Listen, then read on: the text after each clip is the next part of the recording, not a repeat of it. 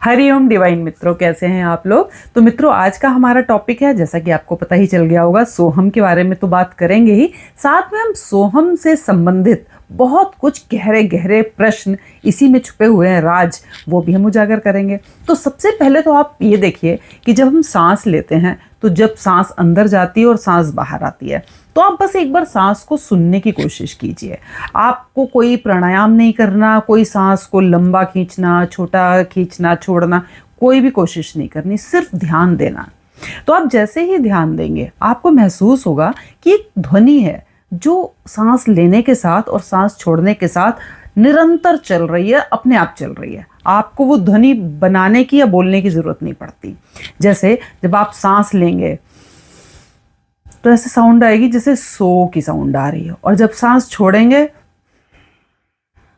तो ऐसे लगेगा हम की साउंड आ रही है, यानी कि सो हम। तो जैसे आप देखते हैं कि पूरी दुनिया में जितनी भी चीजें, हर एक की ना कुछ एक प्राकृतिक आवाज होती है। जैसे कि पानी बह रहा होता तो बहुत बार पढ़ा भी होगा आपने कि कल कल बहता हुआ जल, कल कल ये एक शब्द यूज होता है। या जैसे हवा चल रही है तो सन सन हवा चल रही है, साए साए सन्नाटा, है ना। तो ऐसी कुछ ना कुछ साउंड्स होती हैं जो पर्टिकुलर उस जगह, उस चीज से जुड़ी होती हैं, जो उसकी नॉर्मल मतलब कहना चाहिए महसूस होती है वो ध्वनि। शब्द जरूरी नहीं कि शब्द डिट्टो वही को वही शब्द होगा, लेकिन वैसी ही आवाज की अनुभूति आपको होती है। तो वैसे ही जब हम सांस लेते हैं और सांस छोड़ते हैं तो हमें सो और हम की अनुभूति होती है, यानी कि एक नेचुरल प्राकृतिक ध्वनि है जो हमारी सांसों के साथ जब से हमने जन्म लिया तब से चल रही है। बस हमारा ध्यान अभी इस तरफ नहीं है। अब आप आज जानेंगे कि सांसों की जो ये ध्वनि है, जिसे हम मंत्र कहते हैं, सोहम मंत्र कहते हैं, ये मंत्र हमारी सांसों के साथ हमारी जन्म से ही हमारे साथ चल रहा है, लेकिन हम इस पे ध्यान नहीं दे रहे, इसलिए इस मंत्र का जो रिजल्ट है वो हमें नहीं मिलता है। दूसरा सबसे बड़ी बात, जब हम सांस लेते हैं और सांस छोड़ते हैं तो उसके बीच में एक गैप होता है, एक मौन होता है। जैसे कि जैसे मान लीजिए किसी बच्चे को आप बोले कि एक दीवार से दूसरी दीवार छूना है, उसको इधर टच करके फिर वापस आके इधर टच करना, फिर इधर टच करके वापस आके इधर टच करना, दौड़ लगानी है एक जगह से दूसरी जगह। तो क्या होगा, एक जगह से वो बाहर जाए, दूसरी तरफ जाएगा, छुएगा, फिर मुड़ेगा, फिर वापस इस तरफ आएगा, फिर छुएगा, फिर मुड़ेगा, फिर वापस इस तरफ आएगा। तो जब वो मुड़ने की जो प्रक्रिया है कि मतलब टच होने के बाद मुड़ा और फिर दूसरी तरफ, फिर मुड़ा दूसरी तरफ, यानी कि जो ये मोड़ है, इसी तरीके से सांस में भी एक मोड़ है। सांस अंदर गई फिर मुड़ के वापस आई, फिर अंदर गई फिर मुड़ के वापस आई। तो वो जो मोड़ है ना, उसे कहते हैं मौन या उसे कहते हैं गैप।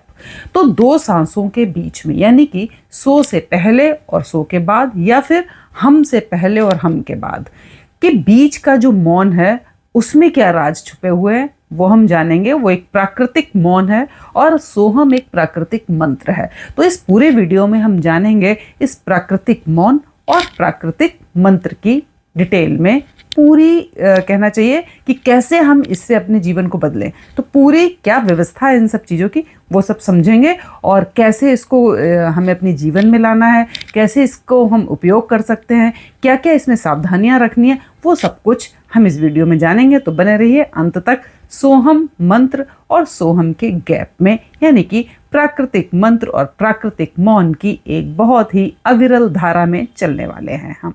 तो सबसे पहले बात करते हैं सोहम मंत्र की। देखिए, सोहम अगर हम इसको डिवाइड करें, इसका संधि विक्षेप करें, तो इसका बनेगा सा अहम। सा मतलब वह, अहम मतलब मैं, तो वह मैं हूं। तो सोहम का अर्थ हुआ वह मैं हूं। तो वह कौन, यहाँ पे वह किसकी बात हो रही है?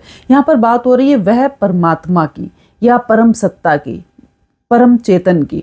तो यहाँ पे क्या कहा जा रहा है कि वह मैं हूँ, सोहम वही मैं हूँ, यानी कि मैं ही परमात्मा हूँ, अहम ब्रह्मास्मि।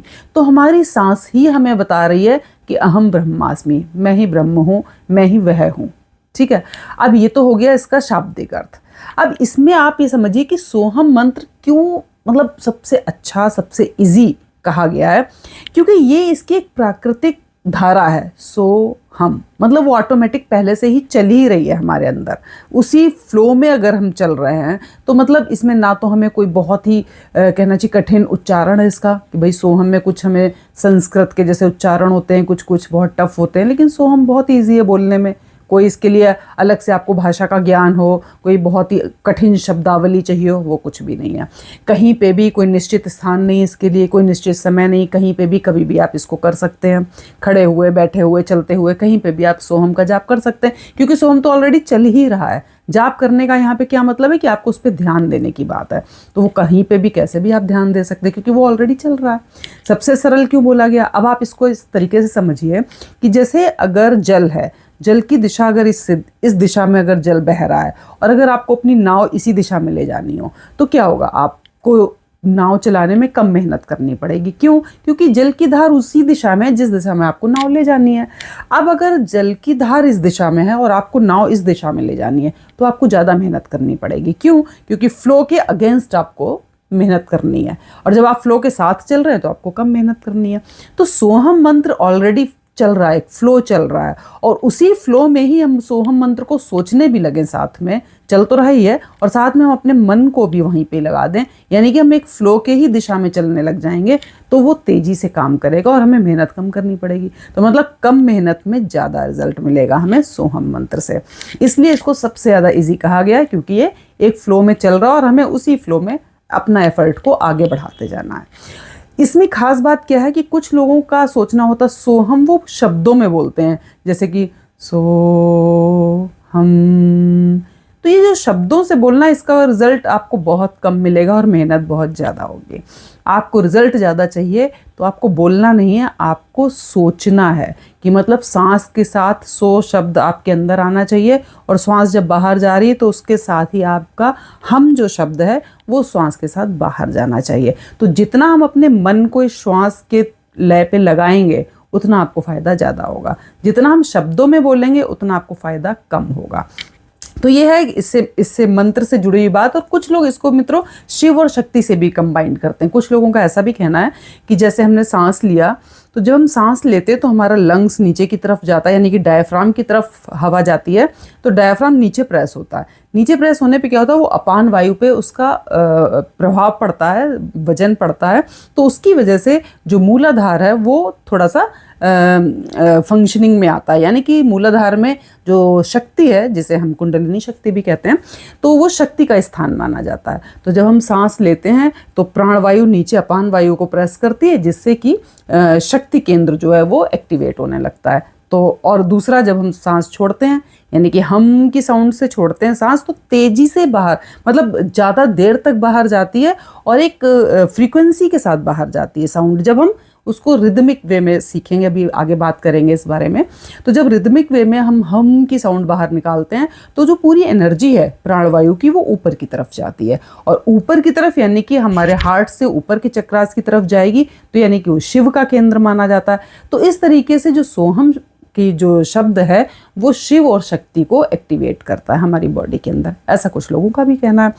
तो चलिए, ये तो हो गई मंत्र की बात। अब हम खास बात करते हैं कि इन दोनों मंत्र, इन दोनों शब्दों के बीच में, सो और हम के बीच का जो गैप है, जो मौन है, वो कैसे बहुत ही इंपॉर्टेंट है हमारी लाइफ में। अब हम इस बारे में बात करते हैं। तो मित्रों देखिए, गैप के बारे में अगर हम बात करते हैं अभी, तो हम जब एक सांस लेते हैं, यानी कि सो, फिर एक पॉज आता है, फिर जब हम साउंड बाहर निकालते हैं हम, फिर एक पॉज आता है। तो ये जो बीच का पॉज है या जो बीच का गैप है, इसे हम मौन कहते हैं, इसे मौन कहा जाता है मतलब। तो इस गैप को आपने बहुत सारी जगहों में सुना पड़ा होगा कि कुंभक शब्द सुना होगा, अंतः कुंभक, बाह्य कुंभक। तो बहुत सारे लोग हठ योग में क्या करते हैं, सांस को अंदर लेते हैं और उसके बाद कुंभक लगा लेते हैं, मतलब सांस को अंदर रोक लेते हैं और जितनी देर तक हो सकते हैं उसको रोक के रखते हैं, और उसके बाद सांस को छोड़ के बाहर निकालते हैं और फिर बाह्य कुंभक करते हैं। तो ये रेचक पूरक के बाद ये जो कुंभक होता है, अंतः और बाह्य कुंभक, ये इसीलिए किया जाता है कि जो दो सांसों के बीच का गैप है वो बढ़ता रहे, यानी कि रिटेंशन जो हमारा है सांस का, वो हम बहुत देर तक कंट्रोल करके रख सकें, वो गैप हमारा बढ़ जाए। लेकिन इस तरीके से अगर आप अपने दो सांसों के बीच के गैप को बढ़ाएंगे तो क्या होगा, छटपटाहट होती है। आप कभी भी नोटिस कीजिएगा कि जब आप सांस लेते हैं और उसके बाद आप सांस को होल्ड कर लीजिए, रोक लीजिए, तो आप देखेंगे आपका मन उतनी देर उस सांस पे ही अटका रहेगा, कुछ और सोच नहीं सकते आप, और बहुत ऐसा लगेगा कि जल्दी से बाहर निकालें सांस को, जल्दी से बाहर निकालें। आप उस जगह का आनंद नहीं ले सकते, उस मौन का आनंद नहीं ले सकते। हमें यहाँ पे गैप को बढ़ाना है, गैप को लंबा नहीं करना, गैप को गहरा करना है। कैसे करना है? सांस जबरदस्ती रोक के नहीं, ऐसे गहरा करना है कि अपने आप वो गैप बढ़ता जाए, गहरा होता जाए, और लेकिन हमें छटपटाहट ना हो। वो कैसे होगा? जैसे जैसे हम अपनी सांस को लंबा और गहरा करेंगे, वैसे वैसे वो गैप भी अपने आप गहरा होता जाएगा। आप करके देखिए प्रैक्टिस। अगर हम एक सांस को जल्दी ले रहे हो, जल्दी छोड़ रहे हैं, जैसे कि, तो आपने देखा अंदर रुकने का जो वो था टाइम पीरियड बहुत कम था। थोड़ी सी और गहरी लीजिए, थोड़ी देर टाइम पीरियड बढ़ गया, थोड़ी और गहरी लीजिए तो टाइम पीरियड और बढ़ गया। अब और लंबी लीजिए तो जो पॉज था, जो मौन था, जो रुकने का जो समय था, जो टर्न टाइम था सांस का, वो और बढ़ गया। कहने का मतलब ये है कि जैसे जैसे आपकी सांस लंबी होती जाएगी, गहरी होती जाएगी, ऑटोमेटिकली वो जो उसका टर्न टाइम है वो बढ़ता जाएगा।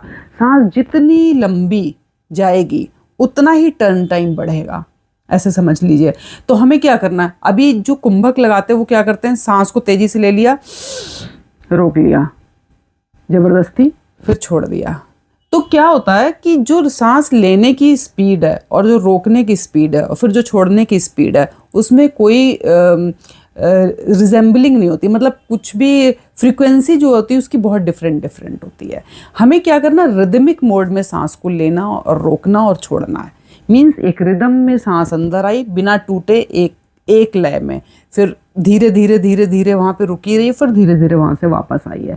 तो एक रिदमिक मूवमेंट होता है ना, ऐसे जैसे आपने देखा होगा हार्ट की मशीन या कहीं पे देखा होगा पल्स को चलते हुए ऐसे ऐसे ऐसे ऐसे एक रिदम में होता है सारा कुछ, है ना, जैसे लहर एक रिदम में जा रही है। तो वैसे सांस एक रिदम में जानी चाहिए कि धीरे धीरे धीरे धीरे अंदर गई, थोड़ी देर होल्ड हुई, फिर धीरे धीरे धीरे धीरे वापस आ गई। तो जैसे सांस की इनहेलिंग आपकी लंबी होती जाएगी, गहरी होती जाएगी, तो आप देखेंगे वहाँ पे रुकने का जो टाइमिंग है, जो गैप है, जो मौन है, वो और गहरा होता जाएगा। फिर वो वापसी भी फिर उसी सेम रिदम में वापस आएगी।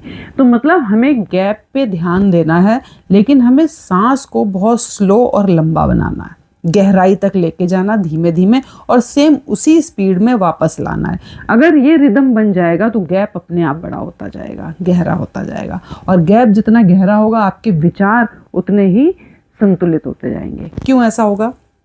क्योंकि जैसे जैसे हम सांस अंदर लेंगे, हमारा मन तो सांस पे है, क्योंकि हमें सांस को देखना भी तो है ना, सांस को देखना ही तो ज़रूरी है। तो जब हम सोहम बोल रहे हैं तो ये हम सिर्फ सोचना है, बोलना नहीं है। सांस के साथ के साथ सांस अंदर गई, थोड़ी देर ठहरे, फिर हम उतनी देर ठहरना जितनी देर हमें छटपटाहट ना हो, हम उस मौन को महसूस कर पाएँ, आनंद ले पाएँ उस मौन का, उतनी देर ठहरना है। और फिर वापस हम फिर रुक गए, फिर उस मौन को देखना है, फिर फिर रुक गए, फिर हम, फिर वापस। तो इस तरीके से सो हम ये एक प्राकृतिक मंत्र है, और इसको इस प्राकृतिक गैप के साथ, प्राकृतिक मौन के साथ इसको महसूस करना है। अब आप देखिए, इसमें आपने अगर ध्यान दिया, हमने जो बात की कि सोहम का अर्थ है कि मैं वह हूँ। अब आप देखो, मैं वह हूँ, ये तो एक रिप्लाई है, क्वेश्चन तो है नहीं। अगर कोई मैं आपसे पूछूं कि आप कौन है, तो आप बोले कि मैं वह हूँ, तो इसका मतलब मैंने आपसे पूछा है तो आपने बोला कि मैं वह हूँ। तो सांसों से कौन पूछ रहा है कि तुम कौन हो, जो वो बोल रही है कि मैं वह हूँ? कोई पूछने वाला तो होगा ना क्वेश्चन। तो यहाँ पर क्वेश्चन पूछने वाला ये प्राकृतिक मौन है। ये प्राकृतिक मौन क्वेश्चन कर रहा है कि मैं कौन हूँ, तो श्वास बोल रही है मैं वह हूँ। तो ये जो प्राकृतिक मौन और प्राकृतिक मंत्र है, इन दोनों के कॉम्बिनेशन से धीरे धीरे धीरे धीरे जैसे जैसे हम मौन में उतरते जाते हैं, यानी कि इस गैप में उतरते जाते हैं, धीरे धीरे गहरे होते जाते हैं, तो हम उस प्रश्न की तरफ पहुंचने लगते हैं कि मैं कौन हूँ, यानी कि मैं की खोज हमारी शुरू हो जाती है कैसे शुरू होती है? क्योंकि हमारे विचार यहाँ पे फिल्टर होने शुरू हो जाते हैं। जितना हम इस गैप पे ध्यान देते जाते हैं, गैप पे ध्यान देते जाते हैं, तो क्या होता है, हमारी जो विचार की श्रृंखला है वो टूट जाती है और हमारे जो विचार हैं वो थोड़े धीमे धीमे, जो उनकी एक से एक कड़ियाँ जुड़ी होती है ना, वो धीमी हो जाती हैं। तो कंसंट्रेशन जो होता है वो गैप पे ज़्यादा बढ़ता चला जाता है।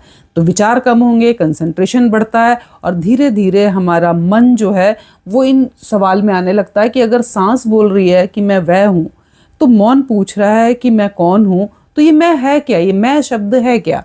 तो मतलब एक्चुअल में मैं ये शरीर हूँ, मैं ये विचार हूँ, मैं ये श्वास हूँ, मैं ये मन हूँ, मैं ये बुद्धि हूँ, या फिर मैं आत्मा हूँ? तो यहाँ पे मित्रों जो ये सोहम मंत्र है या फिर जो ये प्राकृतिक मौन है, बीच का सोहम के बीच का जो ये मौन है, ये कोई जादुई चमत्कार नहीं है, कोई जादुई शब्द नहीं है। एक्चुअल में ये जागरण है, ये एक निमंत्रण है कहना चाहिए हमें अपने भीतर वापस लौटने का।